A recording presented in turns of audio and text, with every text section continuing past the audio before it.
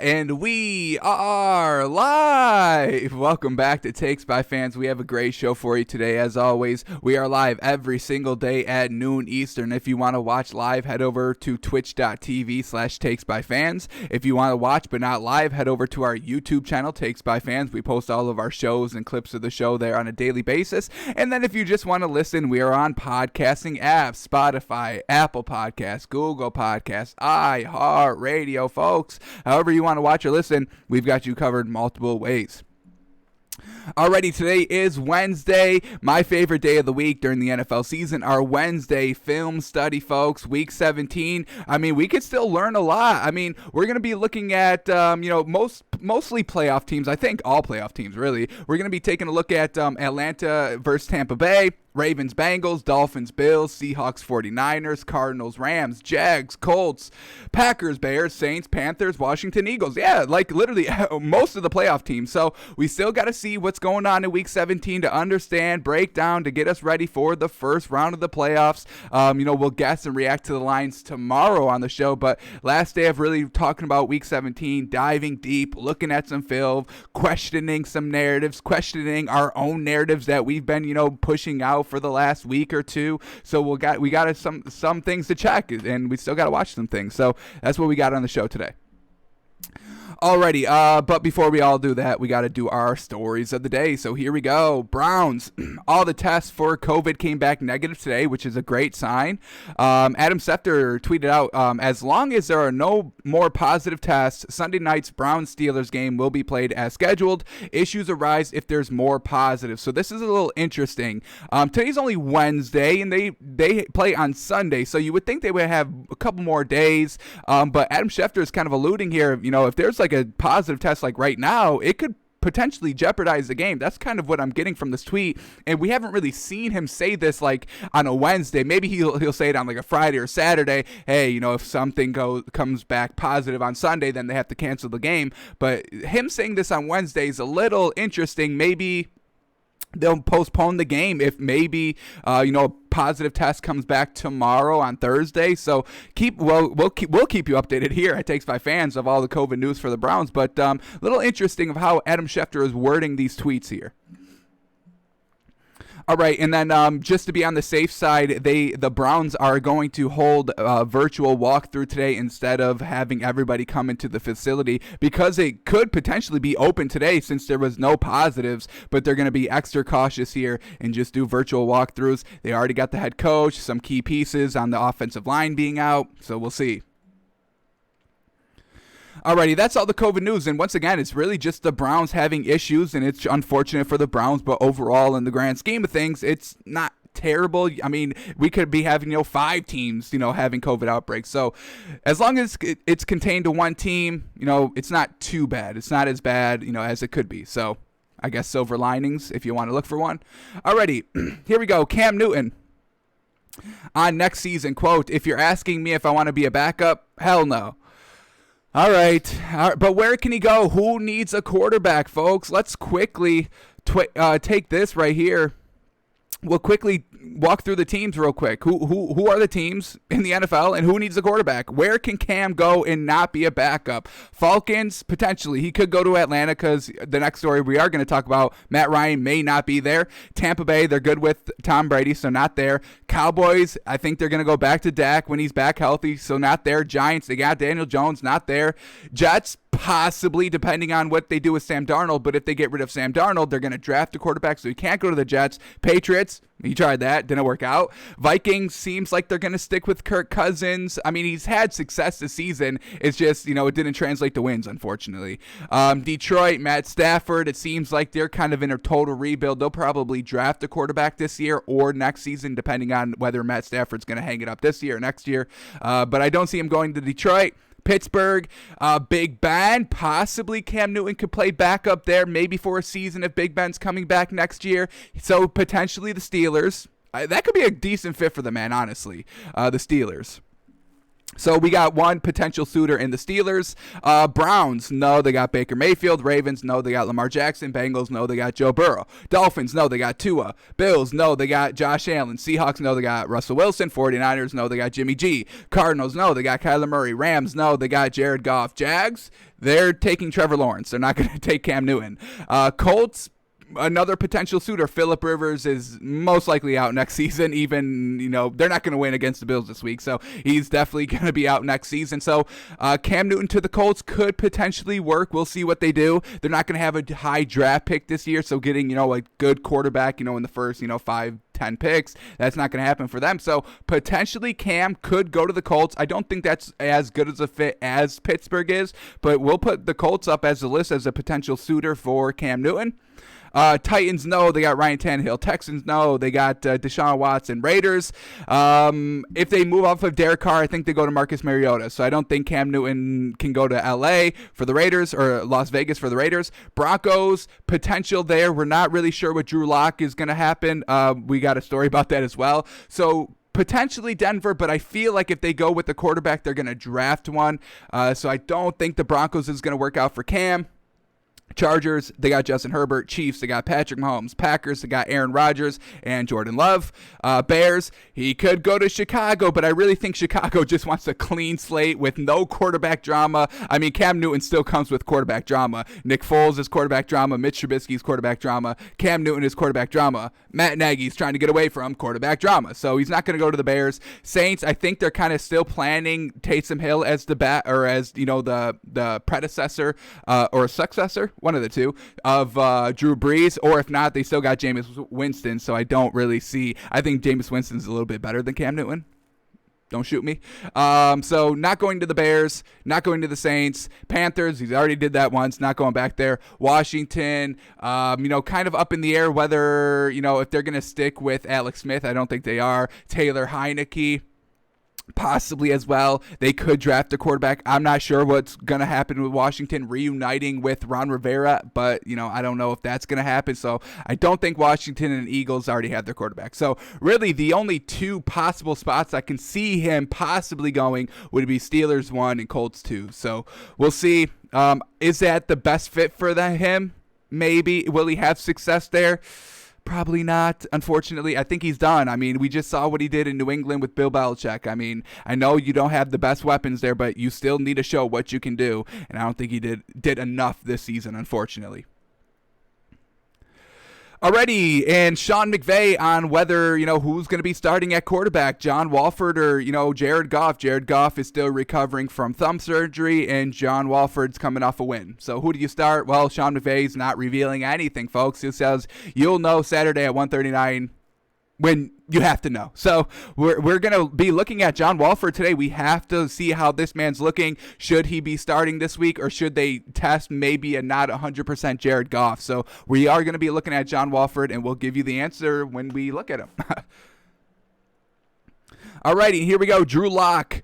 Vic Fangio says Drew Lock, quote, can be Broncos starter in 2021, but needs to improve. And this is truly, I mean, Drew Lock knows what it means to actually be an NFL quarterback now when there's tape on you, when teams are preparing an entire week to face what you can do offensively throwing the ball, and it did not look good because this man got locked down this year. I mean, he had a little bit of a bumpy road. I think he got injured, and then he got benched because of the injury, and then he tried to come back and didn't look as good. So, 2 seasons ago when he was put in and he went, 4-1, everybody was looking good, and he was singing on the bench, hyping himself up. Everybody was loving the kid, and then teams got tape on him, and he's floundering, folks. He's not scoring in the first quarter. He's throwing interceptions in the first quarter, not good. And then he's finally getting going in the fourth quarter when the game usually is already over at that point. So definitely Drew Lock's got the arm. I don't think anybody's doubting his throwing ability, but he definitely needs to shore up the accuracy a ton, and he needs to stop making, key mistakes and throwing interceptions, because that's the quickest way to lose your job as a starting quarterback, turning the ball over.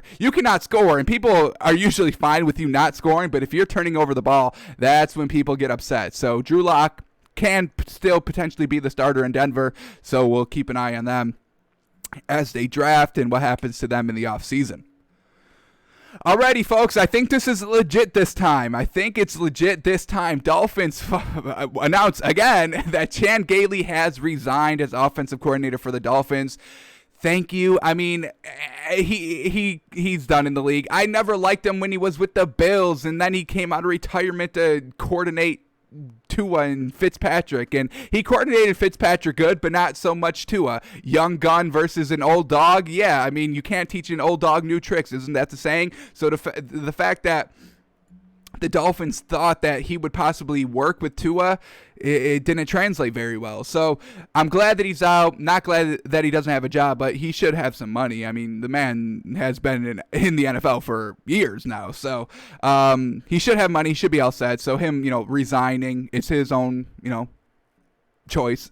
So Tua should be getting a little bit more help. Dolphins fans, I know they're all excited. I saw them on Twitter yesterday when the story broke, and then, they said that, oh, no, that actually isn't true. And then all the Dolphins fans almost revolted and started a fire on Twitter, which is impossible, but they almost did it. So Chan Gailey resigning, offensive coordinator for the Dolphins. I'm very glad about that.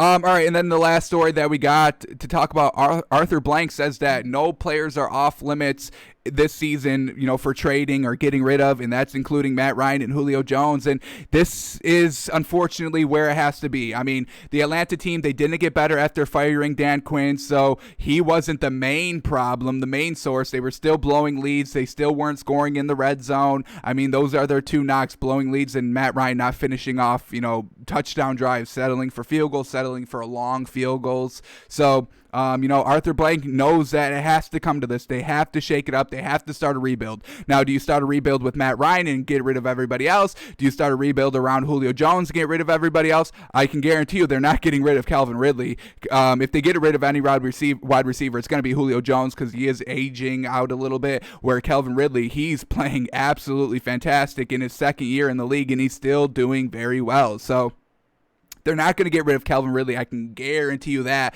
It'll be Matt Ryan probably first to go, Julio Jones second to go. It's just unfortunate. Matt Ryan, I think he still can play in this league. It just needs, a new scene, a new team to play on, a new system. It's not working here in Atlanta. They tried and tried and tried and tried and tried again, and it's still not resulting into wins or deep playoff runs or the championship. They got there once, but they blew it, unfortunately. So, Arthur Blank, I think he's making the right decision here. They got to start a rebuild. Matt Ryan, Julio Jones, they're both tradable at this point. Alrighty, that is all we had to kind of cover today in our stories. So, let's jump right into our Wednesday film study. The first matchup we're going to be looking at, got to go back here, but we're going to be looking at Atlanta and Tampa Bay. Tampa Bay put up 44 points. Very well done. Tom Brady, 400 yards, 4 touchdowns, 400 yards, 4 touchdowns, 1 pick. So we're going to look at a random Bucs touchdown drive. Got to just keep tabs on Tom Brady. The offense has been working very well these last 2 weeks. So let's see what Tom Brady's looking like going into the playoffs. Should we still be buying this Bucs team? I think we should, but let's keep tabs on Tom Brady. So let's do Tom Brady's interception first. We'll watch that because I think, did it come early? When did it come? Third quarter, and it was kind of a game, so very critical mistake here. 1-score game, 17-23, Falcons down 6 actually, because they missed the extra point. So they're only down 6, and then Atlanta goes off the interception and scores a field goal, making it a 3-point game. So very, very not clutch interception thrown by Tom Brady. So let's cue this up. 7:28 in the third quarter. Let's get this play up, and then we'll watch a random drive by Tom Brady and the Bucs, seeing how the offense works. I mean, they got a pretty easy first round having Washington. That's probably the easiest game you could have gotten. Maybe the Rams, since, Jared Goff probably won't play this week. So Tom Brady doesn't need to be 100%. All right, here we go. 7:28, Tom Brady up 6. I mean, this is not good either. I mean, look at where they are, folks. They're, over midfield in Atlanta territory, right on the 29-yard line, and Tom Brady's going to throw an interception here. So let's see. On 3rd and 10, I mean, you are looking to get 3 points here.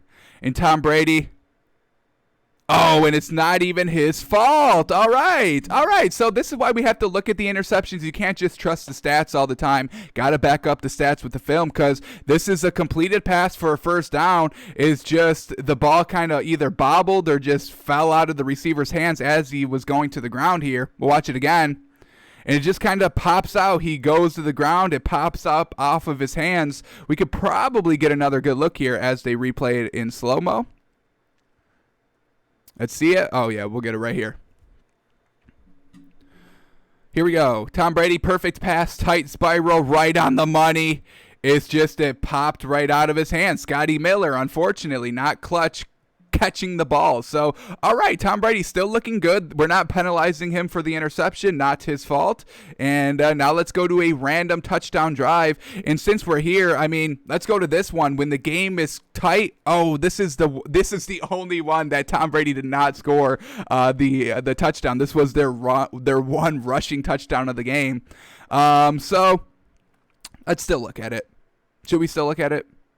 Let's do this one then, because I do kind of want to see Tom Brady throwing for a touchdown pass. So let's watch this one, because this one is still close, pretty clutch too. Close game. Atlanta, they go score a touchdown, making it 27-30. Bucks with a 3-point lead in the fourth quarter. I mean, score a touchdown, games out of reach. Score a field goal. Then you have to hold the Falcons to not a touchdown. So huge clutch drive here for Tom Brady. So let's watch this one in the fourth quarter. 8:19 left, and let's see what this man's got.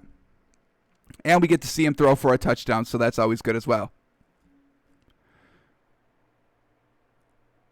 All right, here we go. 8:19, Bucks up 3, and they're on their own 25-yard line. So first play, they hand it off, and it gets about 5 yards. I mean, they got a good running game with Ronald Jones too. Very well done. I think he rushed for over 100 yards in this game. So, I mean, they got the running back. They still got Leonard Fournette if they ever need to use them. So, I mean, this team is still deep. They haven't really lost anybody. Possibly Mike Evans. We still have to keep eyes on him, waiting for that story to break, whether he's going to be fully healthy to go this week. So here we go, 2nd and 5. Tom Brady, all the time to throw in the world, and he delivers an absolute perfect pass to Gronk. We know this. We've seen this connection time and time again, and it's still going on here in Tampa Bay. So love to see that. Week 17 last week, and let's watch it one more time. I mean, let's look at how well this ball is thrown. Right out in front, right in the hands, right on stride. I mean, this is beautiful football right here, folks.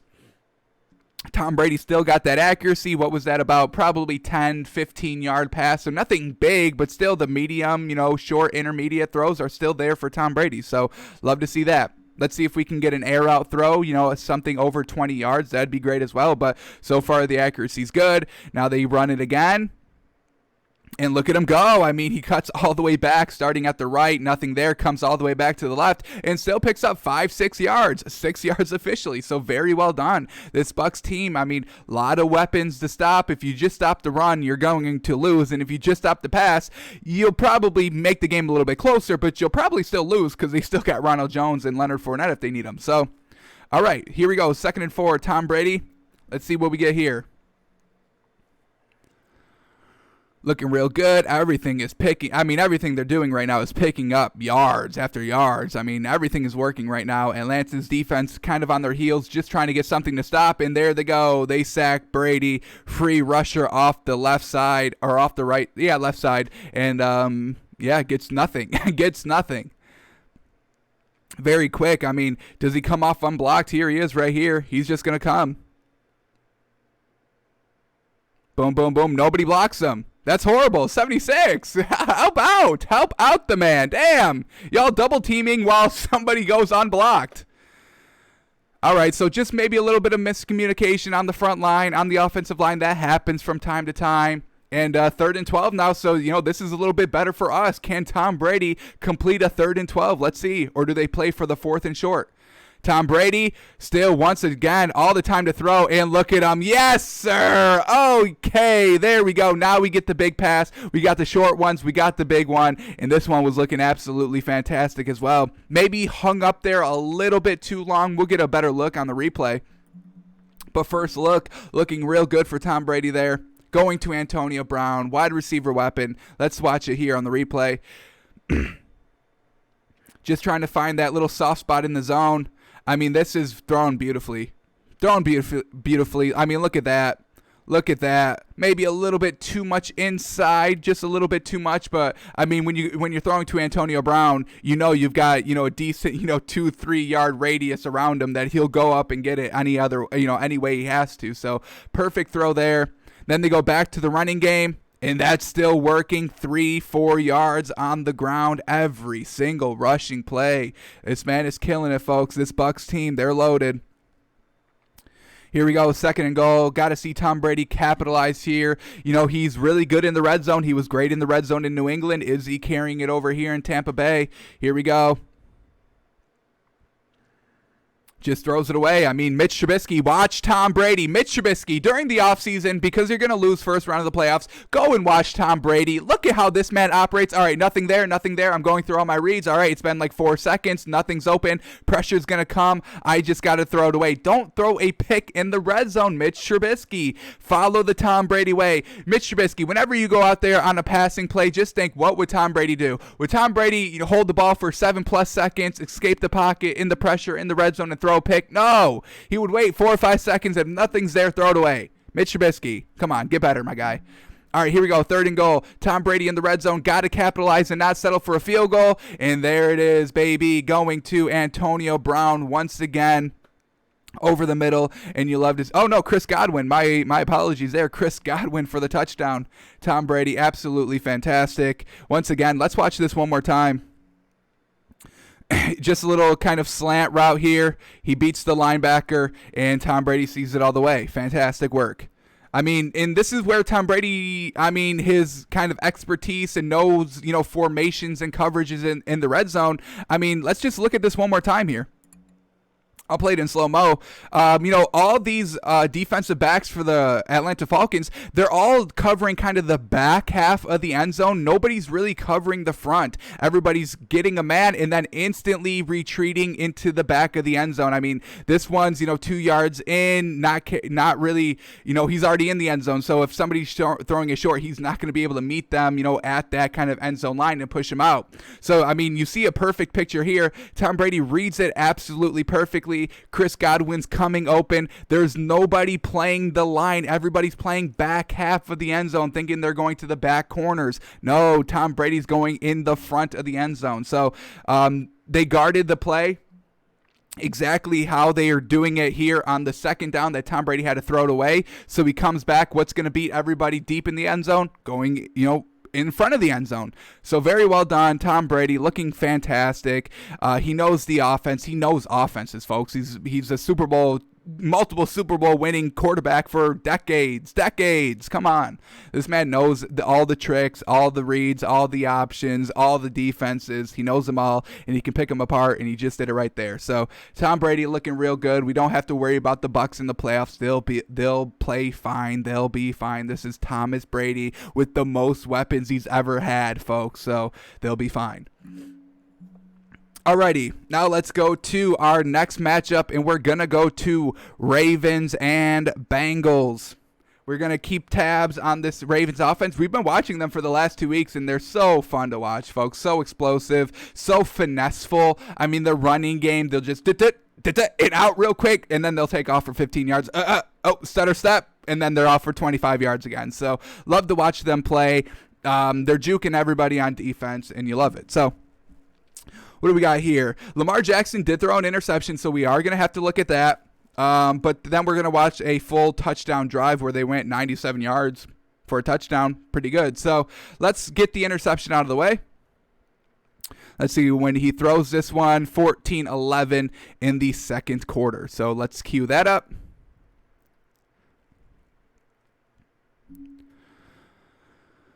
Here we go. I mean, Ravens, they're putting up so many points, folks. They're so good. They're so good. Their offense is so great. That's a great offense. I'm saying it's great. Not even good. It's great. All right, so here we go. 2nd quarter, 14-11. Let's set up the scene real quick. Ravens up 10-0 on their own 40-yard line, 3rd and 6, looking to pick up the first down. So let's see what happens. Is it like Tom Brady just popping out of the receiver's hands, or is it Lamar Jackson's fault? Let's done long, methodical, as we said, 17 plays, almost 9 minutes, 8 minutes and 40 seconds, and then we can watch it right here. You got Des Bryant on the outside. You got Brown right there. And that's just easy. That's just easy. Holy cow. Look at that route. That defender just got burned. Look at how much burn this man gets. And then, whoop. And then that's separation. Look at that. That's easy 3 yards of separation right there. You can't make that up. Hollywood Brown's one of the quickest receivers in the league. Small, quick, versatile. Perfect. So that's the Ravens offense, folks. It's dangerous. It's explosive. Running, passing. Fourth down pickup, 17 plays, 9 minutes. It doesn't matter. They're coming away with the touchdown, folks. Alrighty, now let's go to our next matchup, and we're going to Dolphins and Bills. And we're going to watch a little bit of this Bills offense. We know Josh Allen is absolutely killing it right now. So we're going to watch this 8-play, 73-yard drive just picking apart this Dolphins defense. It doesn't matter. It's basically like there's no defense on the field. The way that Josh Allen and this team and the offensive coordinator can scheme plays open, it's one of the best I've ever seen, folks. So let's cue it up. 9:43. In the second quarter, and we'll watch this Bills offense just go down the field and not be stopped and just find, 14 yards after 10 yards after 8 yards after 9 yards after 10 yards after 12 yards. I mean, it's just so it's not even methodical because of how fast they do it. It's like nobody's even out there. So let's cue this play up. Keep tabs on this Bills offense. Best offense in the league, honestly. I mean, they are just consistently blowing out teams. So here we go. 7-3 game, close game. Josh Allen on his own 12-yard line. Doesn't matter. It doesn't matter, folks. Good quarterbacks can drive look at that. 8 yards easy. 8 yards easy. And this is kind of why I want Chan Gailey fired. Why can't Tua do this? Why can't the Dolphins offense scheme this? Because every time I see Josh Allen play, he's just throwing to wide open wide receivers. There's literally nobody within like 5 yards of these wide receivers, and I don't get it. Right there, that was example one. We're going to count how wide open these receivers are. So the first one was easy, kind of like 5 yards open. Nobody was around him. This one, once again, nobody's 5 yards around him. So why cannot the Dolphins or other teams consistently do this? I don't get it. Did the Bills just have the magic formula? They may. I mean, I wouldn't put them past them. So both plays, everybody's 5 yards open. 5 yards open. You can't miss that throw. I'm not knocking Josh Allen. They're easy throws to make because they're so wide open, but he's still making them, so we still give the man credit. Here we go, third play. Will once again they be 5 yards wide open? Let's count it. Let's keep track here. I'm keeping track. 2 plays. 2 out of 2 plays so far. Wide open. Let's see. Third play of the drive. Receiver. Not 5 yards open, but like 2, and then Stephon Diggs is so good that he can do that. So we're not going to count that one as 5 yards wide open, but, it's still wide open. And Stephon Diggs takes a big hit, and then that's 15 yards extra. Do we agree? Coming behind, helmet to helmet, we agree.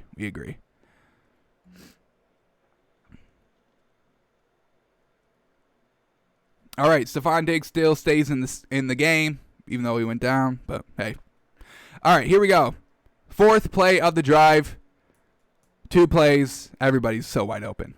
Let's see what we get here. And then this one, they are trying the reverse screen, not set up. And once again, Mitch Trubisky, please learn from this. When it's not open, throw it away. Live for another down. Mitch Trubisky would have thrown a pick 6 in this situation. There's a lot Mitch Trubisky can learn from watching, my show. Watch it, Mitch Trubisky. Watch Takes by Fans. You can learn a lot. All right, here we go. 5th play of the drive. 2 plays wide open. 1 play, semi wide open, and 1 play thrown away. So here we go. 5th play of the drive. Look at him step up in the pocket. Look at this man, 5 yards wide open again. There it is. Another play of like 5+ yards wide open. So 3 out of the 5 so far. And he's doing it against the number 1 defense, folks. I mean, come on. Give the man some respect. And like every single play, they're having like 5 wide. Not right here, but we'll see how many tight ends go out for routes here. Look at them. There's like 5 yards. Five different players going out for routes there. And once again, Josh Allen just throws it away. I love it. Throw it away. Live for another down. It was first down. It wasn't there. Nothing was there. Throw it away. Live for another down. Josh Allen. Man, oh man. He's just playing fantastic here, folks. He's just playing super fantastic. Mistake-free, putting up the points. I mean, what more do you want? He's putting up points and he's not turning the ball over. That's all you need to win a championship game. So here we go. Josh Allen again. Tighter throw there. All right. Defense is starting to shore up a little bit because, you know, it's in the shorts. The field is shrinking. So you can't really be 5 yards open when there's really only 20 yards to cover. And then he's still making the tight throw. So once again, another plus for Josh Allen here. 3rd and 4. Can he pick it up? Let's see. Let's see Josh Allen pick up a 3rd down. We haven't seen that on this drive. Does he get bailed out? Ooh, he does get bailed out a little bit. False start, offsides on the defense. Touchdown anyway, so it doesn't even matter. And that's Isaiah McKenzie.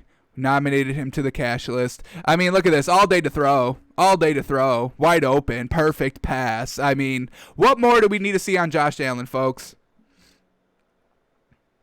It's hard to give him the MVP because he's not kind of a big leader in really any category. I think Mahomes has more yards.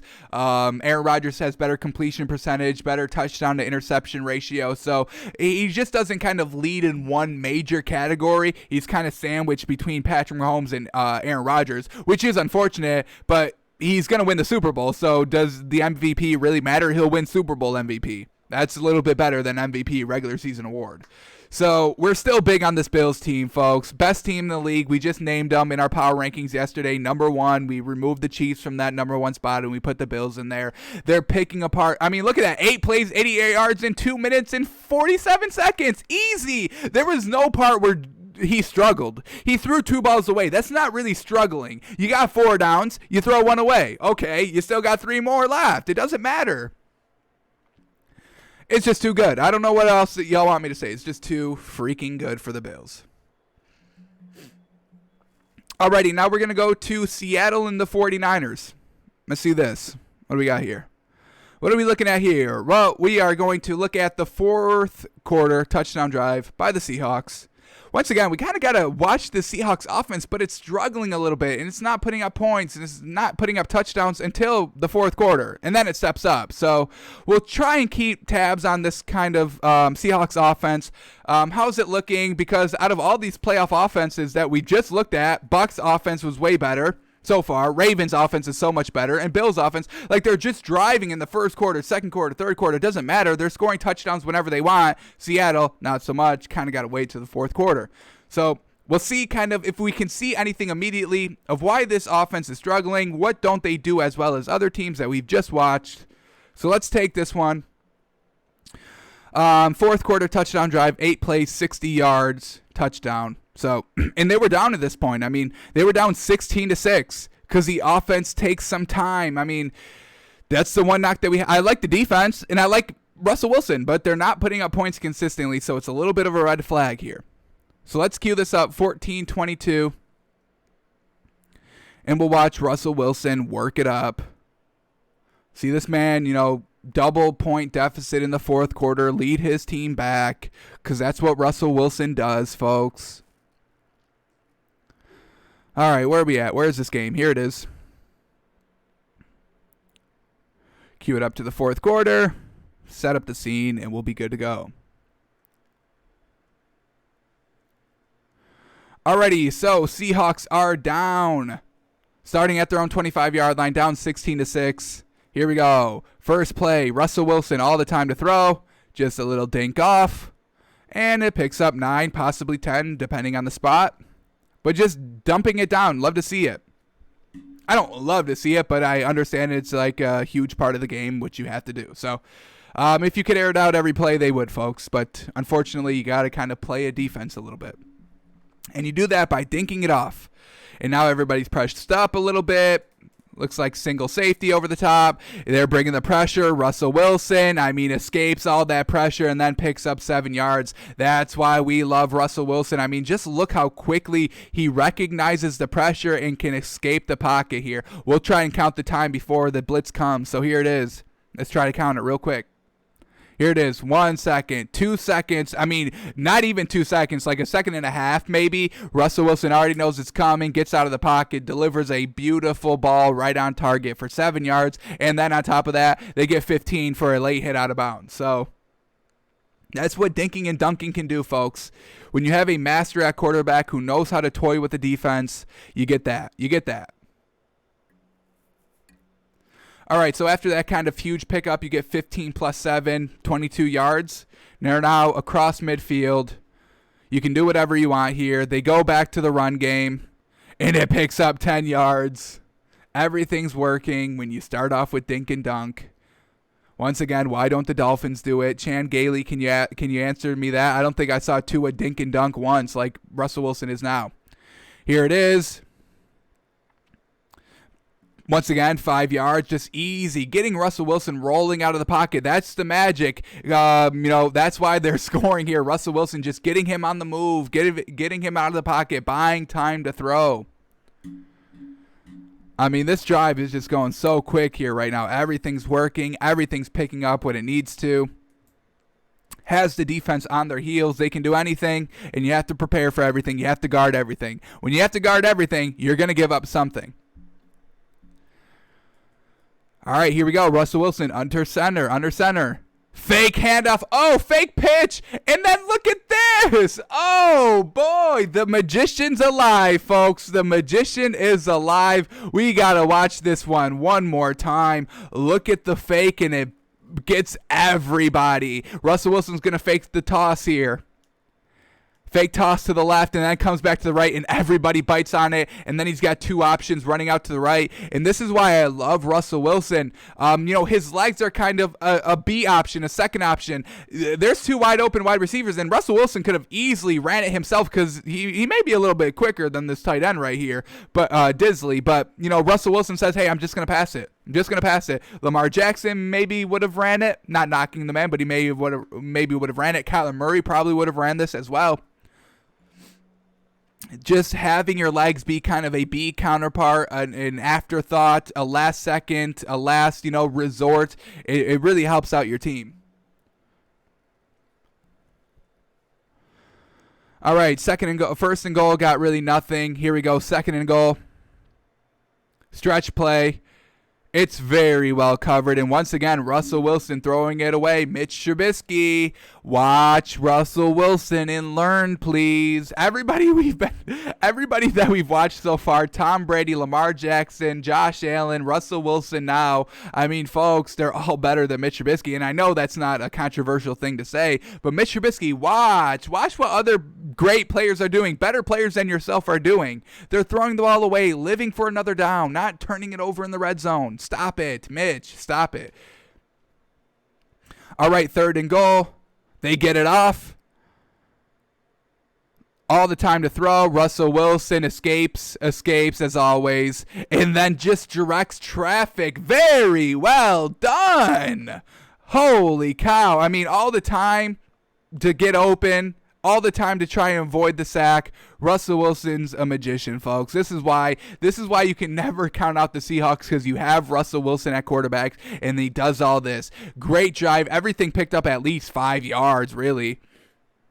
And Russell Wilson was just toying with the defense, is just the master of the sell, selling the pitch, selling the run, selling the fake, selling that, he may have been in trouble in the pocket, but at the last second he escapes and you can't bring him down. And then he's directing traffic, throwing an absolute dart. Perfect. Let's watch this one more time. You can't get a better angle than this one right here of how accurate this pass is. Here it is. Russell Wilson, tight ass spiral. Look at that. Right in the hands. Look at that. Perfect.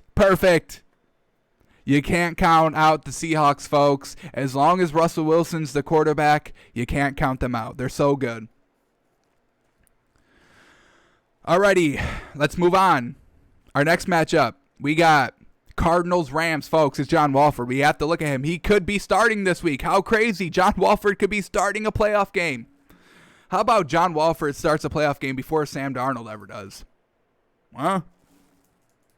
How about John Wolford wins a playoff game before Mitch Trubisky wins a playoff game? I kind of want to root for that scenario.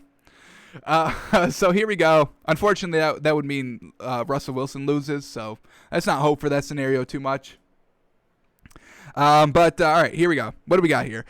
John Wolford, we're going to watch the interception drive. Really the only interception because it was 2 plays. And then we're going to watch, what else we got here?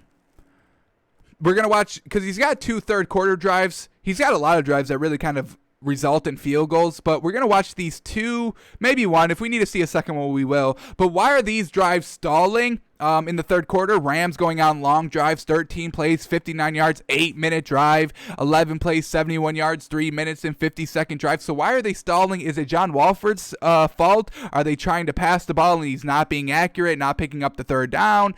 Or are they just trying to run the ball and that's why? So let's get down to the bottom of why they're having to settle for field goals. Is it John Wolford? That's what we need to see. So let's first cue up this interception drive, or really only the interception. Came in the first quarter, kind of like a Drew Lock scenario. So let's do this here. 10:54 in the first quarter. Cue up the play. See what we get. Watch John Wolford throw a pick. Is it his fault? The 2 that we've already inspected so far, Tom Brady, not his fault, and Lamar Jackson, really not his fault either. So a little bit of misleading stats this week. Is John Wolford the exception, or is he kind of following the rule right now? Where's this game? Here it is.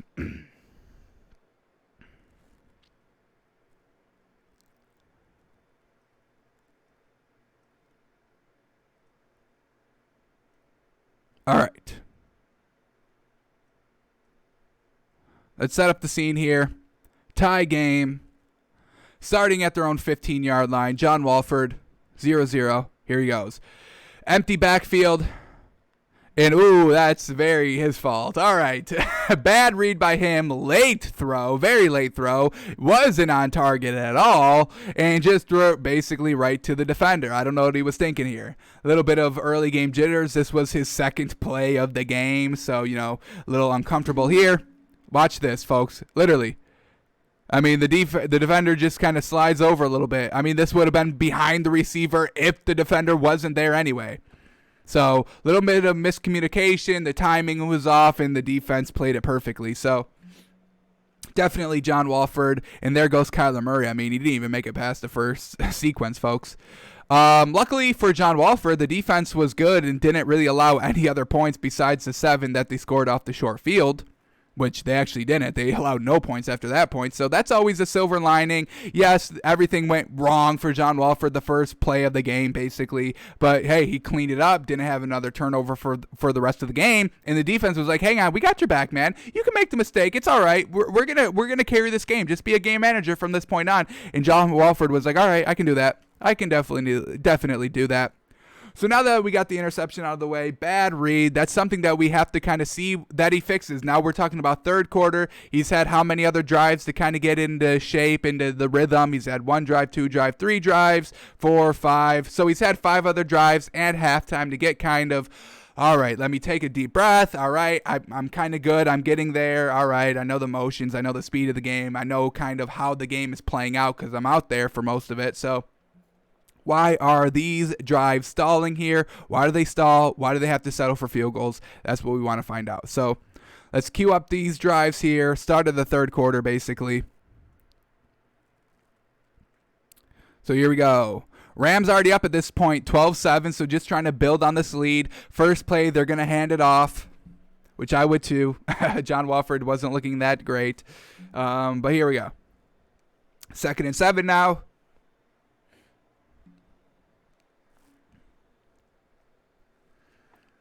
Little play action pass. All right, John Wolford coming out to the right, stops, squares his feet, squares his shoulders, and delivers a ball to, the dink and dunk target. Unfortunately, picked up no yards, but I think this is the right play here. We're not going to bring this one into coach's film just quite yet, but, it's just kind of a quick play here.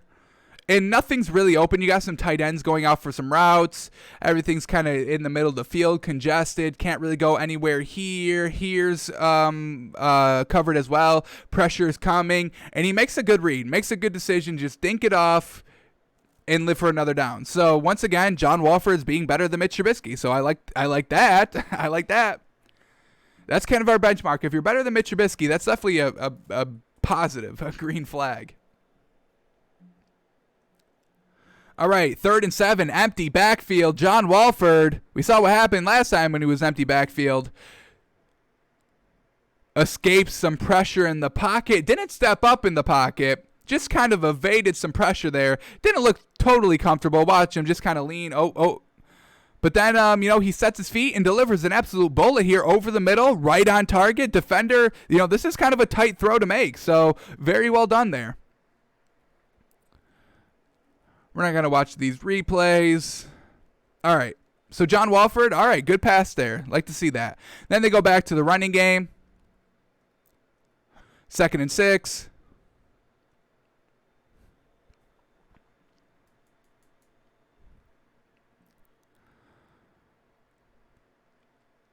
He's got some half-B feet back there. He's picking them up. His feet is up and down all the time. I mean, just watch this play one more time. Look, he's constantly keeping his feet moving. And because he couldn't really set his feet, the ball gets away from him a little bit. Sails on the target a little bit. But it looks like they get bailed out here. Holding. Let's see if we agree.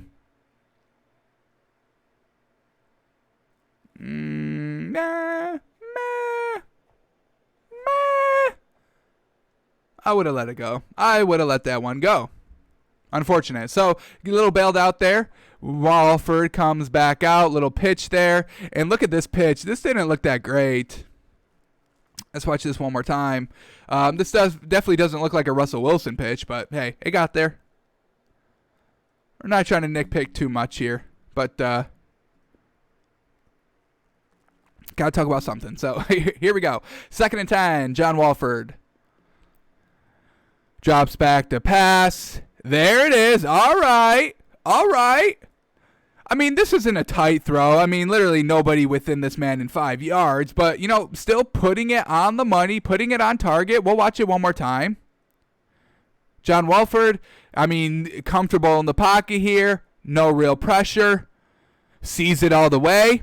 And just delivers it. Maybe a little bit behind. Could have thrown it maybe a little bit more in stride. But he made the safe throw. Hey, he's wide open in the zone. Let's just get the 15-yard completion, 20-yard completion, and let's live for it. So I'm definitely about it.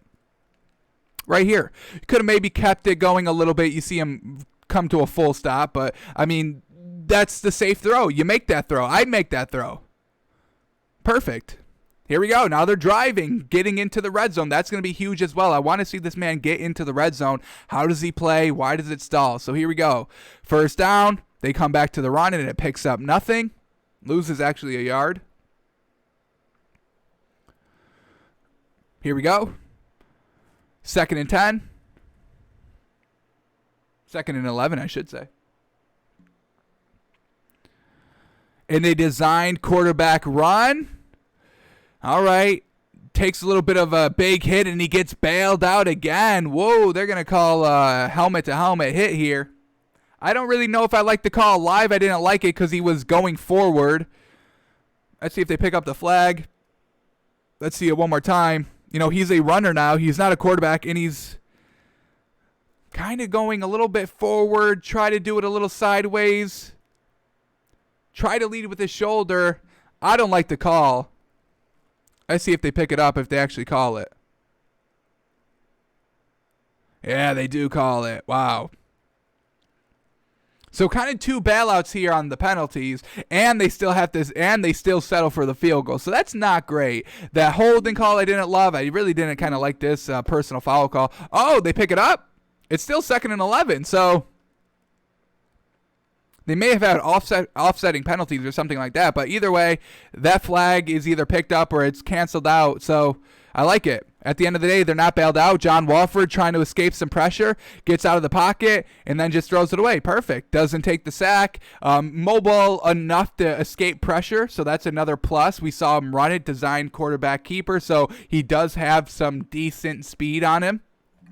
If, Sean McVay's calling designed quarterback run plays, you would expect him to have decent legs, right? Alrighty, here we go. 3rd and 11. So far, this is just John Wolford not picking it up himself. And they just run it on 3rd and 11, and they pick it up. Wow. Nobody saw it coming, and it still picks it up. That's the genius. Great blocking. Holy cow, great blocking up front. Picks up 11. And now, John Wolford, we're going to have a fresh set of downs with John Wolford in the red zone. Sign me up, baby. I want to see what this man can do. Some tighter throws. Let's see. I really wish he slung it in there for a touchdown. Darn. I really wish this was a touchdown drive. All right, long drive here, eating up so much clock. They're in the red zone officially at the 13-yard line. We'll back them up. Looks like we're going to get offsides. False start. Back him up 5. All right, 1st and 15. John Wolford takes a sack. Ooh, he stood in this pocket way too long, folks. Let's count all right, 1 second, 2, 3, about 4, 3.5 seconds. Just doesn't feel the pressure and takes a sack. So let's put this one into the game film, the coach's film. Why did this man take a sack? Was there nothing open? Let's find out. I think we're going to have to go up a second. That's the false start, so here we go. Alrighty. The play where he takes a sack, already, 5 yards because of the penalty. Oh, yeah, you got to dump this ball off. We saw it right away. Let's replay this one in slow motion. Count the routes, follow the routes. Is anything open? You're going to have immediately a crosser open, immediately. And it's 1st and 15, so you've got multiple downs. Take the check down right off the rip. Here it is. I mean, you've got right here. It's wide open. This is the design play. Wide open. Perfect. Throw it there. Everything else is kind of covered. You can't make this throw. Everybody's going to converge, and then he's already down at this point. So he had the chance early to take that kind of dink and dunk route, the open route, the designed route, and he doesn't take it. So definitely, his fault. Maybe he wanted to see the developing routes down the field, get a little bit more play. Unfortunately, he takes a sack instead.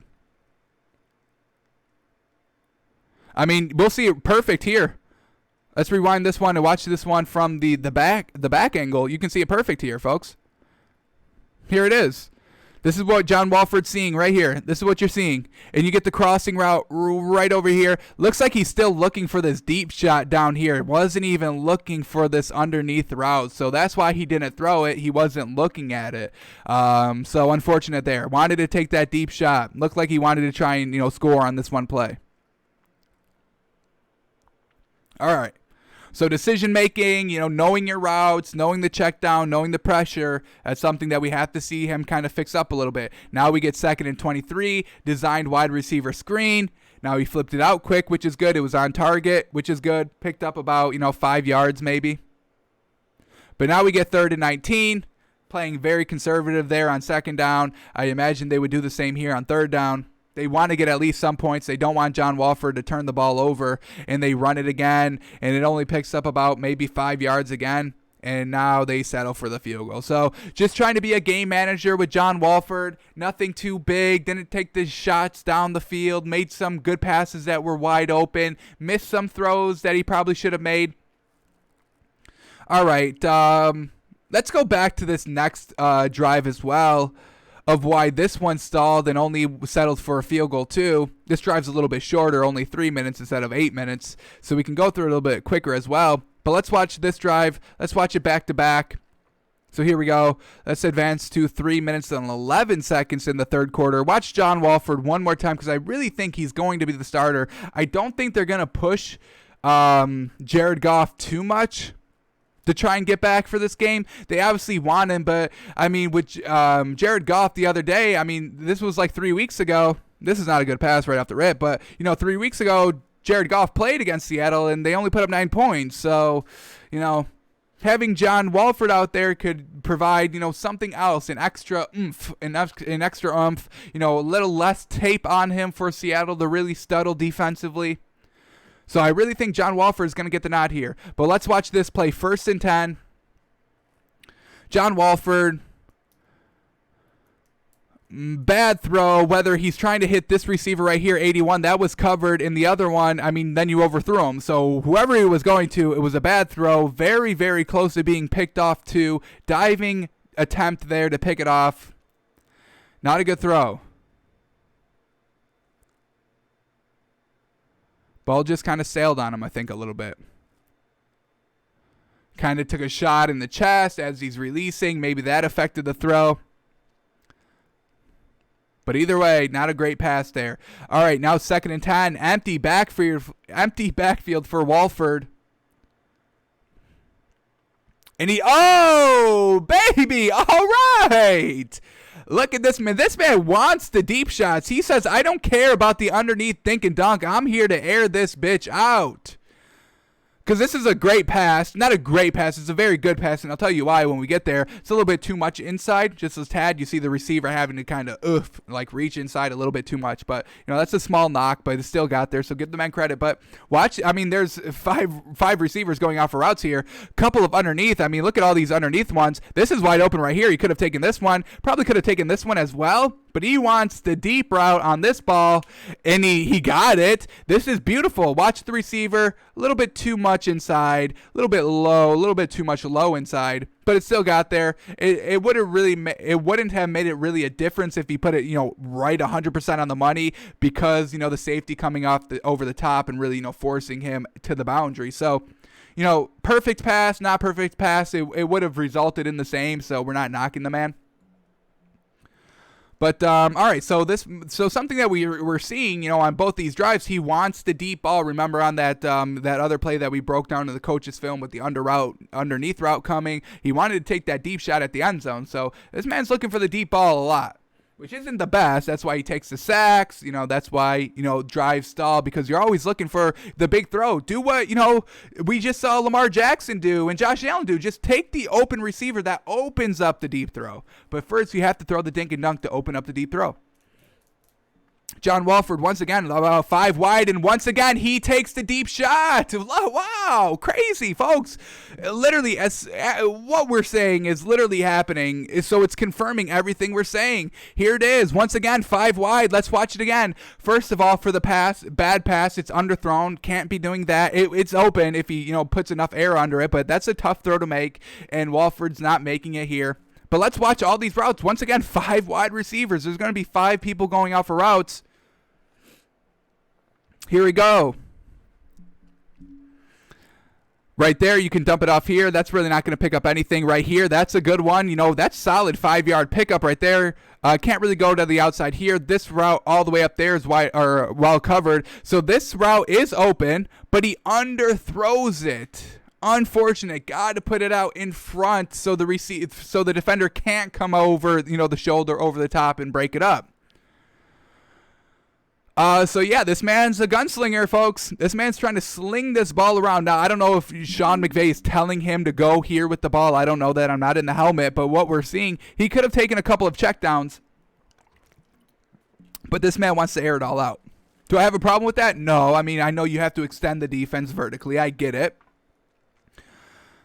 But also, take the 5 yards when you can, because 5 yards and 5 yards, that's a first down. Now you got, 2nd and 5 instead of potentially would have been, a first down pickup, 2nd and 5, and then you pick up another 5 yards for a dink and dunk. So now we get 3rd and 5. So let's see what we get here from John Wolford. Once again, 5 wide, no backfield, little setup wide receiver screen, little pitch out, and it doesn't pick it all up. So is this why they settle for the field goal? No, they're going to go for it on 4th and 2. Sean McVay's looking confident here, trying some things out, see what we can do with this man. Do they go for it? Do they just try to draw him off? Let's see what we get.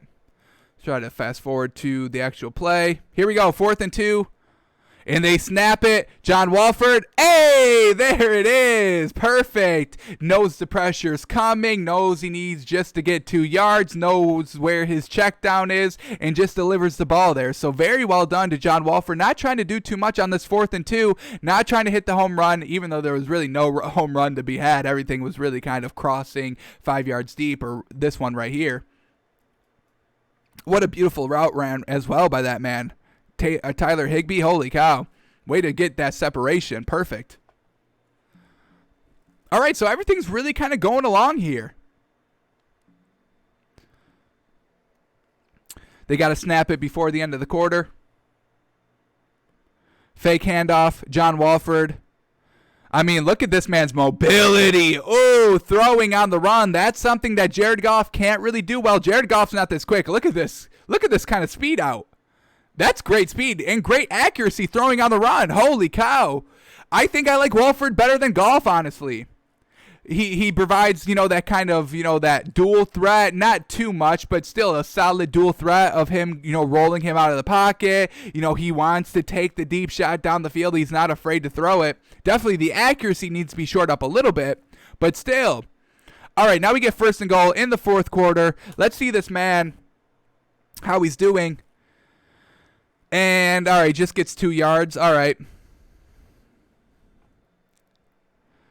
This man in the red zone, they're not trusting him. They didn't throw it on 1st down. A little interesting. They've been slinging this ball. Here we go, 2nd.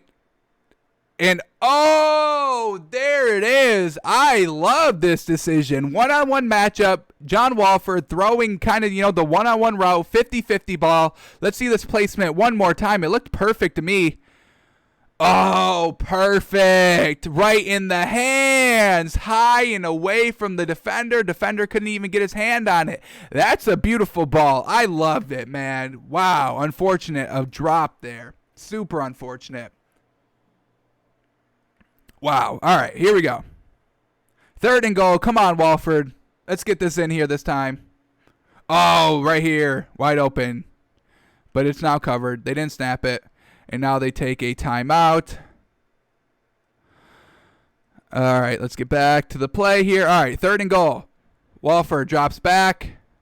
Tries to hit back of the end zone. And it's incomplete. Not good.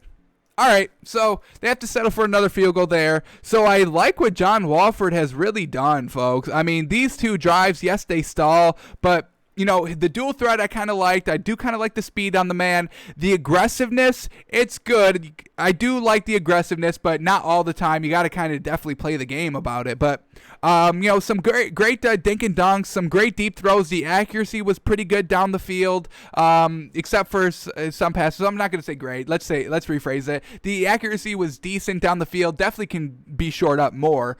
But some definite positive things, some great green flags that we saw from the man, and I think he can play. I think he can maybe provide another element that Jared Goff can't. I mean, what did the Rams put up this game? 18 points. I mean, they don't score that much with Jared Goff anyway, so it's not a huge decline in points from Jared Goff to John Wolford, honestly. So get Jared Goff 100% healthy. If you're trying to make a deep playoff run, get that man 100% healthy. Have John Wolford just try and win one game. Just try and win one, man. I think you go with John Wolford. Now another game under his belt, one game actually under his belt, heading into the playoffs, full week of reps with the ones. Get this man ready. Alrighty, we're going to go to, what do we do here? We have Jags Colts up next. We're kind of running out of time a little bit. We were going to look at the Colts being not good, so we'll skip that one. Packers Bears, we were going to look at Bears not being good, so we'll skip that one. Let's go to Saints Panthers. This one's a little quickie. All right, this one, where is it? What else have we got then? Washington Eagles. All right. Let's jump around to this one. So here it is. Saints, Panthers, and Our one thing that we've kind of seen is Sean Payton setting up a trick play to use in the playoffs, getting the one certain play on film. So I do want to kind of break this down a little bit. Taysom Hill got into the Carolina Panthers game, and this is kind of the trick play we're talking about. The bunch formation at the line of scrimmage, single backfield on kind of the 1 or 2 yard line with the single back to the right of Taysom Hill, direct snap to Taysom Hill, and it's a designed quarterback run off the right. There's no receivers going out, no tight ends going out for routes. So we kind of have something similar to this, not exactly this, but let's cue up these two plays. We got 15-28 in the third quarter. We'll cue this up, and then we'll kind of set the scene a little bit. But, yeah, just kind of something that we've been investigating. I think we saw it last week when the Saints were in, and that's why, Alvin Kamara didn't have, 7 rushing touchdowns because they put Taysom Hill for that one play. But they wanted to get that play on tape. That's kind of our narrative of what we're going with. They want to get that one play on tape so they can kind of switch it up in the playoffs to catch everybody by surprise. So here we go. This play, let's cue it up. 5:28. So here we go. Taysom Hill's now in the game. It's 2nd and 4, and this one's at the 19-yard line. So this isn't exactly what we're talking about, but the concept is still the same. Having Taysom Hill out on the field, and it's going to be a direct snap, and he's always running to the right. And this is a designed run. There's nobody going out for routes, and now it sets up him on the 3-yard line, and they kind of do the same similar thing. Now the formation is still not tight. I mean, this is not the tight formation we're talking about. But the overall outcome of the play still stands. So it's not wide. You still have a wide receiver here and a wide receiver here. So you don't have all tight ends on the line of scrimmage, but it's still a direct snap to Taysom Hill, and he still runs off to the right side with nobody going out for routes. So watch out for Sean Payton to call, a play in the playoffs or the Super Bowl if he can kind of hold the card where it's a bunch formation of Taysom Hill, and then he goes either to the left or it's going to be a passing route because everybody's selling out Taysom Hill run to the right on the goal line. So once again, we see it here. So this is just something I think Sean Payton is just being a big brain, high IQ, long play coach here of just getting this on tape over and over and over again. Taysom Hill, run to the right. Taysom Hill, run to the right. Taysom Hill, run to the right. Every time on goal line situation. So in the playoffs and the Super Bowl, the defensive coordinator sells out run to the right, and then that's when Sean Payton hits them with, a Taysom Hill run to the left or a Taysom Hill just kind of short pass that's wide open in the back of the end zone. So just something to keep in mind, something that we can come back to if we're right about in the playoffs. Alrighty, now let's go to, what do I want to do here? Let's prioritize this because, a little bit of quarterback controversy in Washington. Alex Smith or Taylor Heinicke, and I think I root for Taylor Heinicke because Alex Smith has really shown us nothing, super. He's not putting up a lot of points. He's barely putting up 20 points a game. Little bit still a little timid from the injury. So we're going to kind of try to compare Alex Smith and Taylor Heinicke. Now, we have to go back to week 16 for Taylor Heinicke, unfortunately, because he didn't play at all this game. So let's kind of take, I try to find the most similar drives, and it's hard because Taylor Heinicke only played, a quarter and a half, not even. I think he started got played in the fourth quarter. So maybe a quarter at best that this man played, and he only had really 2 or 3 drives.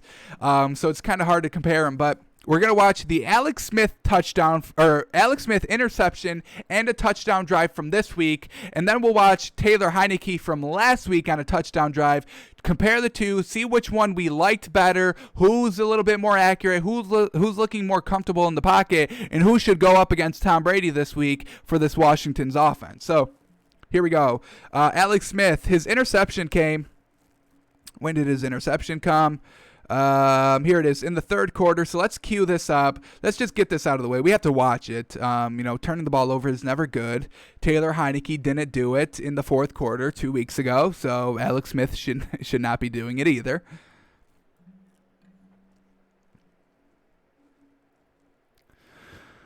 Alrighty. What do we say? Third quarter? I forgot the time already. Here it is. 4:58. All right. So Alex Smith. up 3 at his own 20-yard line. Play action pass. And all right, so he just tries to dump it off a little bit too high. You see number 41 try to have to, extend all the way up to try and get it, and the defender just absolutely hammers him.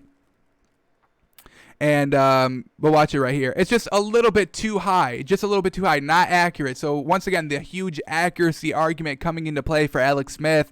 Got to be a little bit accurate here. I'm not going to put 100% of the blame of the interception on him. I mean, this is just great by the defender.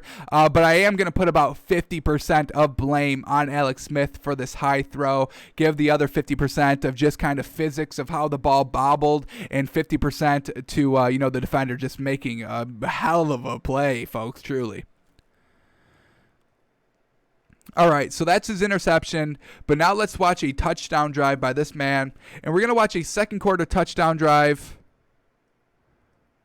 I try to find the most comparable drive that this man had to Taylor Heinicke, because the drive for Taylor Heinicke we're going to watch is, where is it? Is an 8-play, 91-yard drive, but this one came at a little bit at the end of the game, a little bit where the game was already wrapped up, so we can't take it as the gospel. So I try to find another drive that's kind of comparable to Alex Smith, and I really don't want to do this first touchdown drive. He only has 2, so once again, slim pickings. I don't want to do this first touchdown drive where it's all kind of scripted plays, so we kind of have to get away from scripted.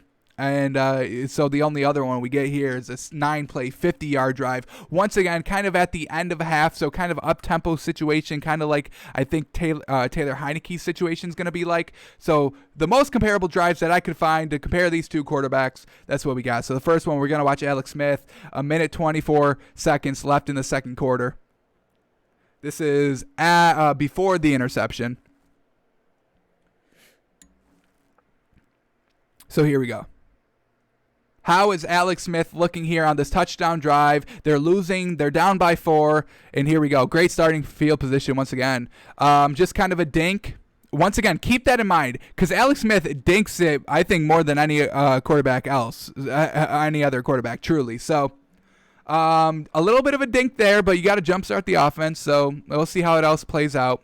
2nd and 6, escapes the pressure, dink once again, and not accurate on the dink. I mean, that's we've seen 3 plays from Alex Smith from this game. All have been dink. The one not accurate turns into an interception. The one accurate picks up 4 yards. This one not accurate, and it's incomplete. So that's what I'm talking about. This Washington offense is very limited with Alex Smith. He's looking for the dink. This man's not John Walford. He wants the dink. He doesn't want to air it out.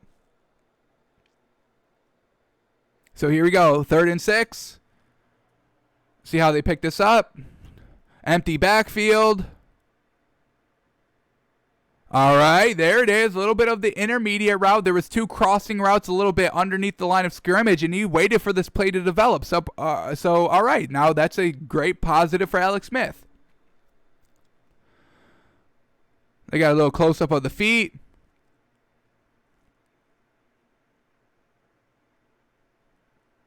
Keeping that right foot up a little bit. But looked decently comfortable there. The feet looked decent.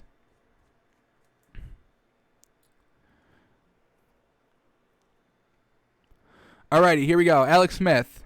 Does he go back to the dink? Let's see. All right, this is a designed little wide receiver screen. Fake it to the left, come back to the right. So, I mean, this is designed. You have to go to that route. You have to go to the man that he went to. That's what the play's for. All right, so now here we go. 2nd and 4. Once again, just trying to get it out to a little bit of the check down route, little out route for the first down, and he's once again just kind of pressed out of the pocket.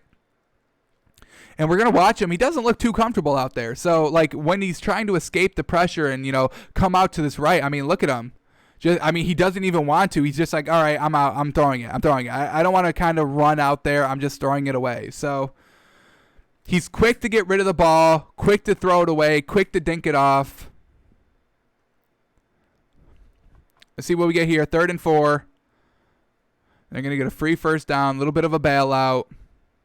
We don't like bailouts here, but that's what we got. 1st and 10. Alex Smith. Look to the right, come back. Once again, just kind of dink it down a little bit.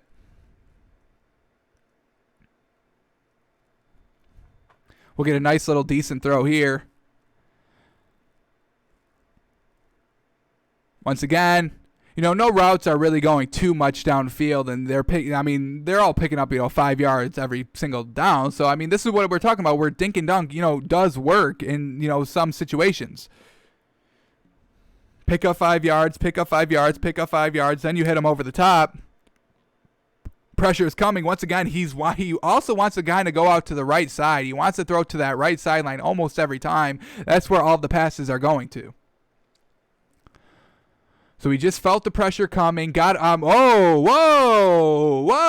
Did he miss a throw here? I think this man missed a wide open touchdown pass here. Oh boy, let's watch this one more time. We may have to go in the coach's film. There it is. He's wide open in the back of the end zone. Here it is. Once again, the pressure gets to Alex Smith, and he just wants to get it away quickly. He's not comfortable in the pocket. Is this the play? I don't think this is the play. I think we got to go one more. Nope, right here. We'll see it perfectly here, folks. Let's slow this one down. Alex Smith going out to the right, and as soon as he throws it, this man's, or no. We were right. There's one more. This is the next play. We got to go one more play.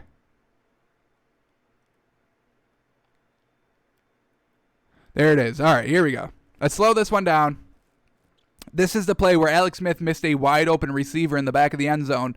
Either not knowing the coverage, not knowing that route was going to be, opened up based on how the coverage was playing. But let's watch these two routes. This one's going to break off and go right. This one's going to continue on to go in the back of the end zone. So here it is. This route's coming underneath to open it up, and then this route's coming all the way back. So now this is like when Alex Smith decides to throw it, is when the defender kind of breaks off a little bit. I just want to bring it back like 2 seconds.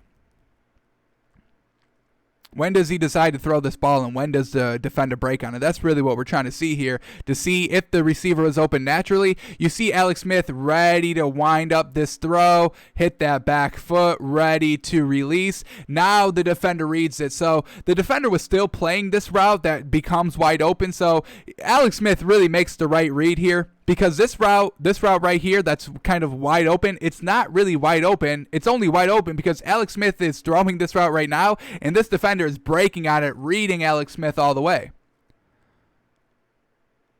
So really not that much wide open. Alex Smith makes the decent read there, but once again, going to the right side of the field. That's kind of his MO that we've been seeing. All right, now let's go to the second down play. Here we go. 2nd and 10. Alex Smith. How does he score this touchdown? Does he take a one-on-one shot, or does he keep dinking and dunking his way down to the end zone? Here we go. He takes a shot over the middle, 50-50 ball, and he trusts his big old tight end there. Holy moly. Logan Thomas for the touchdown. Just watch where Alex Smith, I love this play. I love the shot here. One-on-one matchup. You've got him. Take your shot. It's high. It's high where your receiver can get it. And, look at we'll try to look at this. This tight end has like 3 inches on this defender. I want to see them standing up. Here we go. Hang on. All right, well, we just brought it all the way back we brought it all the way back, so we're not going to try and find that play again. But, yeah, so some good throws by Alex Smith, a little uncomfortable in the pocket, and a little bit of dink and dunk. He had that great touchdown throw. I'll give him that. But overall, not great. So now let's watch Taylor Heinicke very quickly. We'll watch this one drive, and then we'll get out of here. But all right, we got to go to Week 16 for this at 3:09 in the fourth quarter.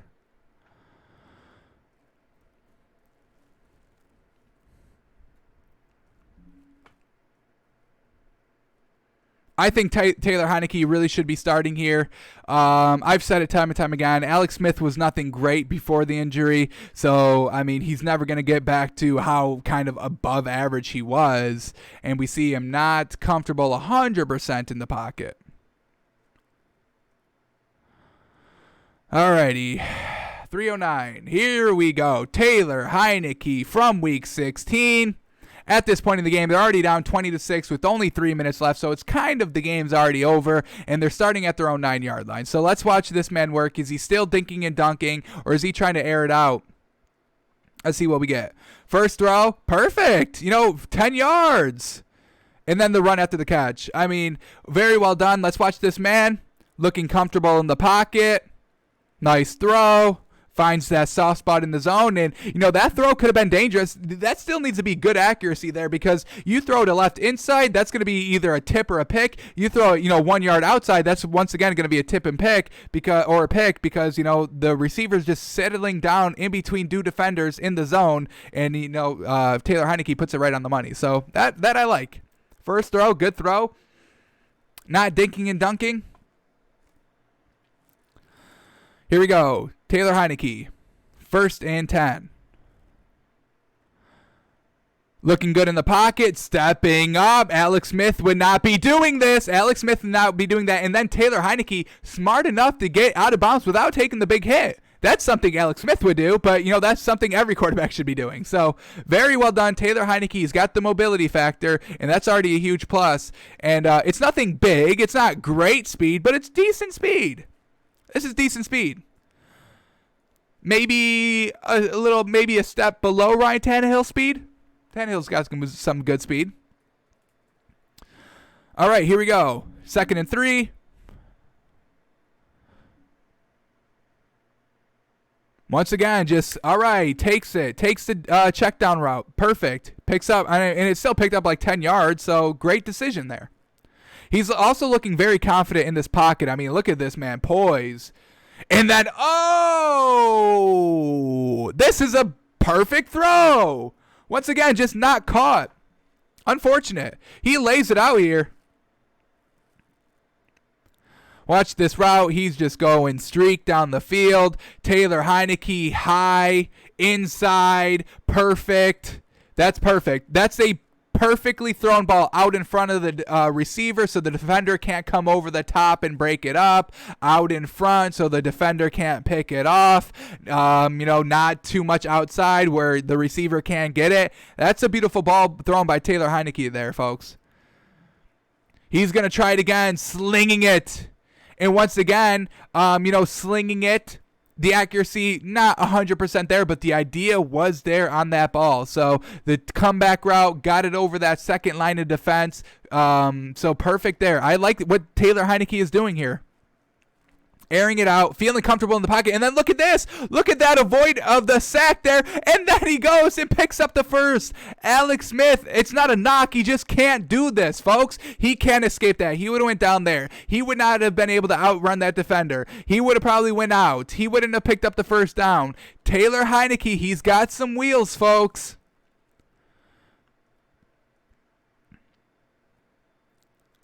All right, here we go. 2nd and 10 across midfield. Right before the 2-minute warning. Heinicke, empty backfield. Once again, comfortable in the pocket, steps up, finds the check down. Picks up 12 because of it. The accuracy is so good on, just the dink route that it enables the receiver to go 12 extra yards. Accuracy's big, and Taylor Heinicke's got some good accuracy here that we're seeing. All right, after the 2-minute warning, right on the 30-yard line, Heinicke, all day to throw, directing traffic, going deep, and that's the touchdown, baby. Yes, sir. Bingo, bango, absolute monster touchdown, one-on-one, receiver wins. He places it perfectly high away and towards the inside where the receiver was breaking. Taylor Heinicke buying all the time. That was a solid 5-6 seconds, possibly even 7. And he doesn't take a sack. He's directing traffic, keeps his eyes down the field. Folks, I'm loving everything in this stands, and he gets a roughing the passer call. Add 15 onto the 2-point conversion. And let's just look at this pass one more time. You see McKissic going inside, and he's able to just win it. He's able to win it. 50-50 route, trusting your receivers, placing it exactly where you need to. What more do we need to see from this man? I say you have to start this man. This man gives you the best chance. Taylor Heinicke gives you a better chance to win this week against the Bucs in the playoffs than Alex Smith does, unfortunately. Alrighty, that's going to do it for us today. Taylor Heinicke over Alex Smith. That's our pick. We'll be back tomorrow when we officially guess and react to the playoff lines. All 6 games we'll do, and we'll talk about them. We may do a little bit of film study as well. We may look at Jags, Colts, and Packers, Bears because we haven't been able to get to them today. Yeah, thanks for coming in. Thanks for tuning in. Thanks for watching. We're back tomorrow at noon Eastern, folks, like always, and we'll see you.